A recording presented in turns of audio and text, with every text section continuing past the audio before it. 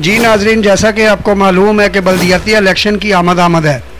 मुख्तलिफ अवामी वफूद की दावत पर पाक सरजमीन पार्टी के चेयरमैन सैयद मुस्तफ़ा कमाल ने मुख्तलिफ इलाकों का दौरा किया।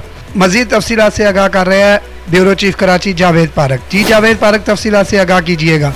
जी बिल्कुल, सैयद मुस्तफ़ा कमाल साहब का एक बार फिर हैदराबाद का दौरा 25 सितंबर 2020 को मुख्तलिफ वफूद की दावत पर पाक सरजमीन पार्टी के चेयरमैन सैयद मुस्तफ़ा कमाल ने फुलेली पेरेटाबाद का दौरा किया, जहाँ मुख्तलिफ मकामात पर अवामी इज्तिमा से खिताब किया। लोगों ने पुरजोश इस्तकबाल किया, फूलों की पत्तियां निछावर की और नारेबाजी की। सैयद मुस्तफ़ा कमाल का कहना था कि अगर इक़्तिदार मिल गया, बल्दियात में इक़्तिदार मिल गया, तो इंशाअल्लाह ताला 6 महीने में हैदराबाद की शक्ल तब्दील कर दी जाएगी और लोगों के मसाइल हल कर दिए जाएंगे। हम जब मसाइल का पूछेंगे तो लोगों के पास जवाब नहीं होगा कि हमारे मसाइल क्या हैं। सैयद मुस्तफ़ा कमाल ने पुरजोश तकरीर भी की, कार्नर मीटिंगें भी की और लोगों इज्तिमा से खिताब भी किया। कैमरामैन गुलजार खान के साथ Mohammad Javed Parekh, 29 news, bureau chief Karachi. जी जावेद पारक, आपका बहुत शुक्रिया।